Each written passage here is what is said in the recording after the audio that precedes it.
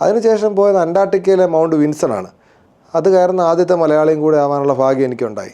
അന്റാർട്ടിക്കയുടെ പ്രത്യേകത എന്ന് വെച്ച് കഴിഞ്ഞാൽ നമ്മളെ വിമാനത്തിലവിടെ കൊണ്ടങ്ങ് വിടുക, എന്നിട്ട് 18 ദിവസം കഴിഞ്ഞ് ഈ വിമാനം വരത്തുള്ളൂ. അതിൻ്റെ ഇടയ്ക്ക് നിങ്ങൾക്ക് എന്ത് സംഭവിച്ചു കഴിഞ്ഞാലും അത് നിങ്ങൾ തന്നെ തരണം ചെയ്യേണ്ടി വരും. ഉണ്ടോന്നില്ല, കാരണം വിമാനം പിന്നെ ആ സമയത്തേ വരത്തുള്ളൂ. അപ്പോൾ അങ്ങനെ അന്റാർട്ടിക്കയിലേക്ക് പോകാൻ വേണ്ടി നമ്മൾ ചില്ലിയിലെ പുൻറ്റ അരീനാസ് എന്ന് പറഞ്ഞ സ്ഥലത്തു നിന്നാണ് അന്റാർട്ടിക്കയിലേക്ക് പറക്കുന്നത്. അവിടെ നിന്ന് 6 മണിക്കൂർ പറന്നു കഴിഞ്ഞാൽ അന്റാർട്ടിക്കയുടെ ഹൃദയഭാഗത്ത് ഒരു യൂണിയൻ ഗ്ലേഷ്യർ ക്യാമ്പ് എന്ന് പറഞ്ഞൊരു ക്യാമ്പുണ്ട്, അവിടെ എത്തും. അവിടെ നിന്ന് ഒരു ചെറിയ വിമാനം എടുത്താണ് നമ്മൾ മൗണ്ട് വിൻസൻ്റെ ബേസ് ക്യാമ്പിലേക്ക് പോകുന്നത്. അപ്പം ഈ യൂണിയൻ ഗ്ലേഷ്യർ ക്യാമ്പിൻ്റെ പ്രത്യേകത എന്ന് വെച്ച് കഴിഞ്ഞാൽ അവിടെ വരുന്നവർക്ക് ഹൈ പെയ്ഡ് ടൂറിസ്റ്റുകളാണ്. ലോകത്തിലെ ഏറ്റവും റിച്ചസ്റ്റ് ആയിട്ടുള്ള ടൂറിസ്റ്റുകളാണ് അവിടെ വരുന്നത്. അതുകൊണ്ട് തന്നെ ഈ അന്റാർട്ടിക്കയുടെ നഗര ഹൃദയത്തിൽ അവർ കൊടുക്കുന്ന ഫുഡെന്ന് പറയുന്നത് നമ്മൾ ചിന്തിക്കാത്ത രീതിയിലുള്ള ഫുഡാണ്. അതിൻ്റെ നടുക്ക് അത്ര വൃത്തിയുള്ള, അത്ര ഫ്രഷായിട്ടുള്ള ഫ്രൂട്ട്സ്. നമ്മൾ കാശ്മീരിൽ നിന്ന് പറിച്ചെടുത്ത ആപ്പിളിനെ പോലെ ആപ്പിൾ ഈ അന്റാർട്ടിക്കയുടെ നടുക്ക് കിട്ടും. സാധാരണ ആൾക്കാർ ടൂറിസ്റ്റുകൾ പോകുന്നത് അന്റാർട്ടിക്കയുടെ ചുറ്റുമുള്ള സ്ഥലത്ത്, അവിടെ പെൻഗ്വിൻസ് ഉള്ളതും പിന്നെ റിസർച്ച് സ്റ്റേഷനൊക്കെ ഉള്ളത്, അവിടെയല്ല നമ്മൾ പോകുന്നത്. നമ്മൾ അന്റാർട്ടിക്കയുടെ ഹൃദയത്തിൽ നടുക്കായിട്ടാണ് പോകുന്നത്. അവിടെയാണ് എൽസ്വർത്ത് മൗണ്ടൻ റേഞ്ചസ് എന്നാണ് പറയുന്നത്. ആ റേഞ്ചസിനാണ് നമുക്ക് പോകാനുള്ള പർവ്വതമുള്ളത്. ഈ ക്യാമ്പ് എന്നെ അത്ഭുതപ്പെടുത്തിയ ക്യാമ്പാണ്. അവിടെ ഇപ്പം ആദ്യമായിട്ട് ഇൻ്റർനെറ്റ് ആ ക്യാമ്പിൽ വന്നു. നമ്മുടെ എലോൺ മസ്കിൻ്റെ സ്റ്റാർലിങ്ക് ഉപയോഗിച്ച് അവിടെ ഇൻ്റർനെറ്റ് നിങ്ങൾക്ക് കിട്ടും. അവിടെ വർഷത്തിൽ 3 മാസം അവിടെ ആൾക്കാർ കാണും, ടൂറിസ്റ്റുകൾ മാത്രം. ടൂറിസ്റ്റുകളെ കൊണ്ടുപോകാനുള്ളൊരു കമ്പനിയുണ്ട് അവിടെ. ആ കമ്പനി ഓപ്പറേറ്റ് ചെയ്യാനുള്ള ആൾക്കാർ അവർ മാത്രമേ ഉള്ളൂ. ഈ 3 മാസം കഴിഞ്ഞ് കഴിഞ്ഞാൽ പിന്നെ വേറെ ആരും ആ ക്യാമ്പിൽ കാണത്തില്ല. പിന്നെ റിസർച്ച് സ്റ്റേഷനുകളിലൊക്കെ മാത്രമേ ആൾക്കാർ കാണത്തുള്ളൂ. ടൂറിസ്റ്റുകൾ മിക്കവാറും പോകുന്ന ഈ 3 മാസം നവംബർ, ഡിസംബർ, ജനുവരി ആയിരിക്കും പോകുന്നത്. ആ സമയവും അവിടുത്തെ പ്രത്യേകത എന്ന് വെച്ച് കഴിഞ്ഞാൽ അവിടെ രാത്രിയില്ല. അതാണ് എനിക്ക് ഏറ്റവും വലിയ വെല്ലുവിളി. രാത്രി ഇല്ലാതെ നമ്മുടെ ഈ ബയോളജിക്കൽ ക്ലോക്ക് മുഴുവൻ തെറ്റും. നമുക്ക് ഉറങ്ങാൻ പറ്റത്തില്ല. സൂര്യൻ്റെ ഒന്ന് മറഞ്ഞാലേ നമുക്ക് ഉറങ്ങാൻ പറ്റത്തുള്ളൂ. നമ്മുടെ ക്ലോക്ക് അങ്ങനെയല്ലേ വർക്ക് ചെയ്യുന്നത്. അപ്പോൾ അങ്ങനെ അന്റാർട്ടിക്കയിൽ പോയിട്ട് എനിക്ക് ഉറക്കമില്ലാത്ത അവസ്ഥ ഒരുപാട് വന്നിട്ട് അത് തന്നെ ഒരു ബുദ്ധിമുട്ടായി. അപ്പോൾ അങ്ങനെ അന്റാർട്ടിക്കയുടെ മൗണ്ട് വിൻസൻ്റെ ബേസ് ക്യാമ്പിലെത്തി. ഞങ്ങൾ 7 ദിവസം കൊണ്ട് മുകളിലെത്തി കഴിഞ്ഞപ്പോഴത്തേന് മൗണ്ട് വിൻസൻ്റെ മുകളിലെത്തിയപ്പം ഞാൻ ഫോട്ടോയും വീഡിയോ ഒക്കെ എടുക്കാൻ വേണ്ടി എൻ്റെ ഗ്ലൗസ് ഊരി കഴിഞ്ഞപ്പോഴത്തേന് എൻ്റെ 2 വിരലുകൾക്ക് ഫ്രോസ്റ്റ് ബൈറ്റ് വന്നു. ഫ്രോസ്റ്റ് ബൈറ്റ് എന്ന് പറഞ്ഞു കഴിഞ്ഞാൽ നമുക്ക് തീ കൊണ്ട് നമ്മുടെ കൈ പൊള്ളത്തില്ലേ, അതുകൊണ്ട് തണുപ്പ് കൊണ്ട് കൈ പൊള്ളുന്നതാണ് ഫ്രോസ്റ്റ് ബൈറ്റ്. തണുപ്പ് കൊണ്ട് ടിഷ്യൂ ഡാമേജ് ആയി പോകുന്നതാണ്, പെർമനൻ്റ്ലി ഡാമേജ് ആവും. അപ്പോൾ നമുക്ക് ഈ ഫ്രോസ്റ്റ് ബൈറ്റ് ആയി കഴിഞ്ഞ് കഴിഞ്ഞാൽ അത് ചൂടാക്കാം, അത് ചെറിയ രീതിയിൽ ഹീറ്റ് ചെയ്യാം, മീൻസ് ചൂടുവെള്ളം ഉപയോഗിക്കാം ചെറിയ രീതിയിൽ മൈൽഡായിട്ട്. എന്നിട്ട് വീണ്ടും ഇത് ഫ്രീസ് ആവരുത്. വീണ്ടും ഫ്രീസായി കഴിഞ്ഞാൽ ഈ വിരൽ മുറിച്ച് കളയേണ്ടി വരും. അതാ പ്രത്യേകത. അപ്പം അന്റാർട്ടിക്കയിൽ സമ്മിറ്റ് കഴിഞ്ഞ് ഞാൻ പറഞ്ഞില്ല, തിരിച്ചിറങ്ങുന്നതാണ് ഏറ്റവും ഡിഫിക്കൽട്ട്. തിരിച്ചിറങ്ങുന്നതിന് മുമ്പ് തന്നെ എനിക്ക് കയ്യിൽ ഹിറ്റ് കിട്ടി, കയ്യിൽ ഫ്രോസ്റ്റ് ബൈറ്റായി. ഇനി എനിക്ക് ഈ വിരൽ എക്സ്പോസ് ചെയ്യാൻ പാടില്ല. പുറത്ത് എക്സ്പോസ് ചെയ്ത് കഴിഞ്ഞാൽ എൻ്റെ ഈ നടുവിരൽ, ഈ വിരലും ഫ്രോസ്റ്റ് ബൈറ്റായി, കറുത്ത് തുടങ്ങി. അത് വേദനയൊന്നും വരത്തില്ല, പതുക്കെ ഇങ്ങനെ വീർത്ത് വരും. എൻ്റെ പ്രശ്നം എന്ന് വെച്ച് കഴിഞ്ഞാൽ ഈ അന്റാർട്ടിക്കയുടെ എക്സ്പെഡീഷൻ കഴിഞ്ഞിട്ട് സൗത്ത് അമേരിക്കയിലെ ഹയസ്റ്റ് പീക്കുകളിൽ അക്കൻകാഗുവയും ലോകത്തിലെ ഏറ്റവും ഉയരം കൂടിയ അഗ്നിപർവ്വതമുണ്ട് ചിലിയിലുള്ള ഓഹോസ് ഡെൽ സലാണ്. ഇത് 3ഉം കൂടെ എക്സ്പെഡീഷനോടെ ചെയ്യാനാണ് ഞാൻ സൗത്ത് അമേരിക്കയിൽ പോയിരിക്കുന്നത്. ഫസ്റ്റ് എക്സ്പെഡീഷനിൽ തന്നെ എൻ്റെ കൈക്ക് ഫ്രോസ്റ്റ് ബൈറ്റായി. ഇനിയുള്ള 2 എക്സ്പെഡീഷൻ ഇതുപോലെ തന്നെ ഡിഫിക്കൽട്ട് എക്സ്പെഡീഷനാണ്. പക്ഷേ എനിക്ക് എൻ്റെ കയ്യോ വിരലോ പുറത്ത് എക്സ്പോസ് ചെയ്യാൻ പറ്റത്തില്ല, ചിന്തിക്കാൻ പറ്റത്തില്ല നമുക്കത്.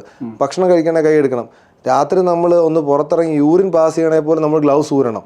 ഇതൊന്നും ചെയ്യാൻ പറ്റാത്തൊരവസ്ഥയിലാണ് ബാക്കി 2 എക്സ്പെഡീഷൻ ഞാൻ ചെയ്തത്. അതായിരുന്നു എനിക്ക് അവിടെ ഉള്ള വെല്ലുവിളി, ആ രാജ്യത്തുള്ള വെല്ലുവിളി. അന്റാർട്ടിക്കയിൽ എൻ്റെ കൂടെ വന്നൊരു മനുഷ്യൻ, റിച്ചാർഡെന്നാണ് അയാളുടെ പേര്. അയാൾക്ക് 70 വയസ്സുള്ള മനുഷ്യനാണ്, അമേരിക്കക്കാരനാണ്. അപ്പോൾ അയാൾ ബാക്കി 6 സമ്മിറ്റുകൾ നേരത്തെ ചെയ്തിട്ടുണ്ട്. അപ്പോൾ അയാളുടെ ലാസ്റ്റ് സമ്മിറ്റിന് വേണ്ടിയിട്ടാണ് വരുന്നത് മൗണ്ട് വിൻസണിലേക്ക്. അദ്ദേഹത്തിൻ്റെ പ്രത്യേകത, അദ്ദേഹം വരുന്നതിന് 6 മാസം മുമ്പ് ഓപ്പൺ ഹാർട്ട് സർജറി ചെയ്ത മനുഷ്യനാണ്. അപ്പോൾ അയാൾക്ക് അറിയാം 18 ദിവസത്തേക്ക് ഇനി വിമാനം വരത്തില്ല, ഞങ്ങൾക്ക് എന്തെങ്കിലും പ്രശ്നം ഉണ്ടായതിന് അവിടെ കിടന്ന് മരിക്കും എന്ന് അയാൾക്കറിയാം. ഇത് അറിഞ്ഞിട്ടും അയാൾ ആ മൗണ്ടൻ സബ്മിറ്റ് ചെയ്യാൻ വന്നതെങ്കിൽ എനിക്ക് ഇവരൊക്കെയാണ് ഇൻസ്പിറേഷൻ. അവരൊക്കെ എന്തായിരിക്കും അവരുടെ മനസ്സിൽ പാഷൻ എന്ന് പറയുന്നത്. ഫാമിലിയുള്ള മനുഷ്യനാണ്, ഒത്തിരി പൈസ ഉള്ള മനുഷ്യനാണ്, എന്നിട്ട് അയാളവിടെ വന്നില്ലേ. അയാൾക്ക് 18 ദിവസത്തിനുള്ളിൽ ഹെലികോപ്റ്റർ ഒന്നും വന്ന് റെസ്ക്യൂ ചെയ്യത്തില്ലെന്ന് പറയാം. ഓപ്പൺ ഹാർട്ട് സർജറി ചെയ്ത മനുഷ്യനാണ്. ഇങ്ങനെയുള്ള ആൾക്കാരോടെ പോകുമ്പോൾ നമുക്ക് നമ്മൾ ചെയ്യുന്നൊന്നും അല്ലെന്ന് തോന്നിപ്പോവും. എവറസ്റ്റ് കയറിയതൊക്കെ ചുമ്മാതാണെന്ന് തോന്നിപ്പോവും. കാരണം അവരവരുടെ പാഷൻ ഫോളോ ചെയ്യാൻ വേണ്ടി അവരുടെ ജീവൻ വരെ പണയം വെച്ച് ലിറ്ററലി പണയം വെച്ചിട്ടാണ് ആ റിച്ചാർഡ് അദ്ദേഹം വന്നിരിക്കുന്നത്. അതിപ്പോഴും ഞാൻ കോൺടാക്ട് ചെയ്യാറുണ്ട്. അപ്പോൾ അങ്ങനെ ഈ എക്സ്പെഡീഷന് ശേഷം ഞാൻ നേരെ അർജൻറ്റീനയിലെത്തി. ആൻഡീസ് പർവ്വതനിരയിൽ ഏറ്റവും ഉയരം കൂടിയ കൊടുമുടി, ഈ ഹിമാലയാസിൻ്റെ പുറത്ത് ഉള്ളതിൽ വെച്ച് ഏറ്റവും ഉയരം കൂടിയ കൊടുമുടി ആൻഡീസ് പർവ്വതനിരയിലെ അക്കൻകാഗുവയാണ്. അത് അർജൻറ്റീനയിലെ മെൻഡോസ എന്ന് പറയുന്ന സ്ഥലത്തായിരിക്കുന്നത്. അത് ക്ലൈംബ് ചെയ്തു. അത് ക്ലൈംബ് ചെയ്യുമ്പോൾ ഏറ്റവും ഡിഫിക്കൽട്ടി എൻ്റെ ഈ വിരൽ തന്നെ, എനിക്ക് പുറത്ത് എക്സ്പോസ് ചെയ്യാൻ പറ്റാത്ത രീതിയിൽ പോകുന്ന വഴിക്ക് ഡോക്ടറെ ചെക്കപ്പ് ഉണ്ട്. അവർ പല പ്രാവശ്യം പിടിച്ച് എന്നോട് തിരിച്ചു പോകണമെന്നൊക്കെ പറയും. പിന്നെ കൈയും കാലും പിടിച്ച് ബെഗ് ചെയ്തിട്ടാണ് അവൻ മുകളിലേക്ക് കയറി പോകുന്നത്. അങ്ങനെ ചെയ്യാൻ പാടില്ല. നമ്മുടെ ഒരു മൗണ്ടനറിങ് എക്സ്പെഡീഷൻ്റെ ഒരു സത്യം എന്ന് പറഞ്ഞാൽ നിങ്ങളുടെ ശരീരവും നിങ്ങളുടെ എല്ലാം കാത്തു സൂക്ഷിച്ച് തിരിച്ചു കൊണ്ടുവരണം. അതിൻ്റെ ഇടയ്ക്ക് എന്തെങ്കിലും ബുദ്ധിമുട്ടുണ്ടെങ്കിൽ അത് ഇടണം. അതുകൊണ്ട് മുന്നോട്ട് പോകരുത്. എനിക്കങ്ങനെ ചെയ്യാതിരിക്കാൻ പറ്റത്തില്ല. കാരണം ഞാനൊരു സ്പോൺസർ എനിക്കുണ്ടായിരുന്നു ആ സമയത്ത്. അപ്പോൾ സ്പോൺസറിൻ്റെ പൈസ മേടിച്ചാണ് ഞാൻ പോകുന്നത്. അതൊക്കെയാണ് നമ്മുടെ പ്രശ്നം. നമ്മുടെ ലൈഫിനേക്കാളും വളരെ ഇമ്പോർട്ടൻസ് ആണ് ആ എക്സ്പെഡീഷൻ കൊടുക്കുന്നത്. കാരണം അത്രയും പൈസ മേടിച്ച എക്സ്പെഡീഷൻ കംപ്ലീറ്റ് ചെയ്തില്ലെങ്കിൽ നമുക്ക് തിരിച്ച് വരുമ്പോൾ നമുക്ക് സ്പോൺസർഷിപ്പ് വേറെ കിട്ടത്തുമില്ല. നമ്മുടെ ലൈഫ് തന്നെ തട്ടണാവും. പക്ഷേ വിദേശിക്ക് സ്വന്തമായി കാശുണ്ടാക്കി പോകുന്നിടത്തിൽ അവരുടെ ജീവിതത്തിന് കൂടുതൽ വില കൊടുക്കും. അവനെന്ത് ചെയ്യും? അവനത് കളഞ്ഞിട്ട് തിരിച്ചു വരും. അപ്പോൾ ഈ സുബീർ ബക്ഷിയും എൻ്റെ കൂടെ ഈ അന്റാർട്ടിക്കയിൽ കയറാൻ വന്നിട്ടുണ്ടായിരുന്നു. അപ്പോൾ പുള്ളിക്കാരൻ്റെ സ്പീഡ് കുറവാണെന്ന് പറഞ്ഞിട്ട് പുള്ളിക്കാരനെ കമ്പനി തിരിച്ചയച്ചു. ഞങ്ങൾ 6 പേരുടെ ഇൻ്റർനാഷണൽ ടീമായിരുന്നു. 5 പേരുടെ സ്പീഡിൻ്റെ കൂടെ ഇദ്ദേഹത്തിൻ്റെ സ്പീഡ് പിടിക്കുന്നില്ലെന്ന് പറഞ്ഞിട്ട്, സ്പീഡെന്ന് പറഞ്ഞാൽ അധികം സ്പീഡൊന്നും അല്ല, പതുക്കെ ഓരോ കാല് വെച്ച് പോകും. പുള്ളിക്കാരൻ വളരെ ചെറിയ ലാഗായിരുന്നു. അപ്പോൾ ഈ ടീം മൊത്തത്തിൽ ലാഗായി. എന്നിട്ട് പുള്ളിക്കാരൻ അവസാനം എത്ര രൂപ, അന്റാർട്ടിക്കയുടെ മൗണ്ട് വിൻസൻ പോകണേ 60 ലക്ഷം രൂപ കൊടുക്കണം. പുള്ളിക്കാരൻ വീണ്ടും ഒരു $10,000 ഓഫർ ചെയ്തിട്ട് പോലും അവർ സമ്മതിച്ചില്ല. അതാണ് ഞാൻ പറഞ്ഞത്, അമേരിക്കൻ ഗൈഡ്സ് ആയിരുന്നു. അവന്മാർ പറയുന്നത് അവിടെ നടക്കത്തുള്ളൂ. അങ്ങനെ അങ്ങേരുടെ 60 ലക്ഷം രൂപയും പോയി പുള്ളിക്കാരന് എക്സ്പെഡീഷൻ ചെയ്യാൻ പറ്റാതെ ഒരസുഖമില്ല, സ്പീഡ് കുറവാണ്. അപ്പം അതുമൂലം പുള്ളിക്കാരൻ തിരിച്ച് ഈ പറയുന്ന യൂണിയൻ ഗ്ലേഷ്യർ ക്യാമ്പിൽ വന്നിട്ട് ഞങ്ങൾക്ക് വേണ്ടി വെയിറ്റ് ചെയ്തു, ഭക്ഷണം കഴിച്ചുകൊണ്ട്.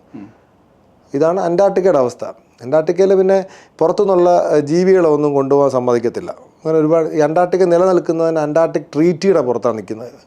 50-60 രാജ്യങ്ങൾ ഒപ്പിട്ടിരിക്കുന്ന ഒരു കരാറിൻ്റെ പുറത്ത് നിൽക്കുന്ന ഒരു മനോഹരമായുള്ള സ്ഥലമാണ് ഈ അന്റാർട്ടിക്ക. അത് ഫുള്ള് ഗ്ലേഷ്യറാണ്. ലോകത്തിലെ തന്നെ ഏറ്റവും കൂടുതൽ ഫ്രഷ് വാട്ടർ ഇപ്പോഴും ശേഖരിച്ച് വെച്ചിരിക്കുന്ന അന്റാർട്ടിക്കയിലാണ്.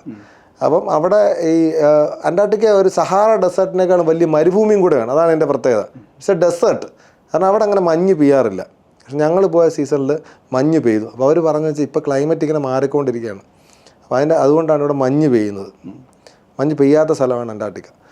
അപ്പോൾ ഞാൻ ഈ പോകുന്ന വഴിക്ക് ക്ലൈമറ്റ് ചേഞ്ചിൻ്റെ അവയർനെസ് ഞാൻ കറക്റ്റായിട്ട് ഡീൽ ചെയ്യുന്ന കാണുന്ന കാര്യങ്ങൾ ആൾക്കാരിൽ എത്തിക്കുകയും അതിൻ്റെ ഇമ്പോർട്ടൻസ് ഷെയർ ചെയ്യുകയൊക്കെ ചെയ്യുന്നുണ്ട്. എൻ്റെ ലക്ഷ്യങ്ങളിലൊന്നാണ് ക്ലൈമറ്റ് ചേഞ്ച് അവയർനെസ് സ്പ്രെഡ് ചെയ്യുക എന്നുള്ളതും ലോക സമാധാനത്തിൻ്റെ ഒരു സന്ദേശം കൊടുക്കുക എന്നുള്ളതാണ് ഞാൻ ചെയ്യുന്ന എക്സ്പെഡീഷനുകളുടെ ഒരു അൾട്ടിമേറ്റ് ആയിട്ടുള്ളൊരു മോട്ടോ. അപ്പോൾ ഞാൻ ഡയറക്റ്റായിട്ട് ഈ ഹിലാരി സ്റ്റെപ്പ് 8800 മീറ്ററിലുള്ള ഹിലാരി സ്റ്റെപ്പിലുള്ള ക്ലൈമറ്റ് ചേഞ്ച്, കാരണം അവിടെ പണ്ട് ഐസ് മാത്രമായിരുന്നു. ഞാനൊരു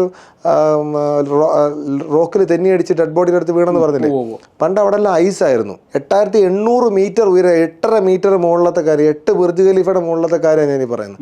അവിടുത്തെ ഐസ് ഉരുകി അവിടുത്തെ റോക്ക് എക്സ്പോസ് ആയിരിക്കുക. അപ്പോൾ അതുകൊണ്ട് നമുക്ക് ഈ റോക്കിൽ കൂടെ ചവിട്ടിക്കയറാൻ വലിയ പാടാണ്. ആ സ്ഥലത്ത് ക്ലൈമറ്റ് ചേഞ്ച് അഫക്റ്റ് ആയിരിക്കുന്നു. ബേസ് ക്യാമ്പിൽ താഴെ വന്നു കഴിഞ്ഞാൽ അവിടെ ഒരുപാട് ഈ ഗ്ലേഷ്യർ ലേക്കുകൾ ഫോം ചെയ്യുന്നുണ്ട്. ഗ്ലേഷ്യർ ലേക്ക് എന്ന് പറഞ്ഞു കഴിഞ്ഞാൽ എവിടെയെങ്കിലും ഒരു ഗ്ലേഷ്യർ ഉണ്ട്, അതിന് നടുക്കൊരു കുഴി അങ്ങ് വീഴും, എന്നിട്ട് അവിടെ ലേക്ക് ആവും. അൾട്ടിമേറ്റ്ലി ഈ ലേക്സ് എല്ലാം തമ്മിൽ അടി കൂടെ കണക്റ്റഡാണ്. ഏതെങ്കിലും ഒരു ലേക്ക് ബേസ്റ്റ് ആയി കഴിഞ്ഞ് കഴിഞ്ഞാൽ ഈ പടപടാന്ന് ബാക്കി ലേക്കുകളൊക്കെ ബേസ്റ്റ് ആയിട്ട് ഭയങ്കര വെള്ളപ്പൊക്കമായിരിക്കും താഴെ വാലിയിൽ താമസിക്കുന്ന സ്ഥലങ്ങളിലേക്ക്. അവിടുത്തെ പോകുന്ന വഴിക്കുള്ള ഗ്രാമങ്ങളൊക്കെ ഒലിച്ചു പോകും. പണ്ട് കേദാർനാഥിൽ അങ്ങനെയാണ് സംഭവിച്ചത്. മുകളിലത്തെ ഒരു ഗ്ലേഷ്യറിലേക്ക് പൊട്ടിയ വെള്ളമാണ് കേദാർനാഥിൽ കണ്ട അപകടം.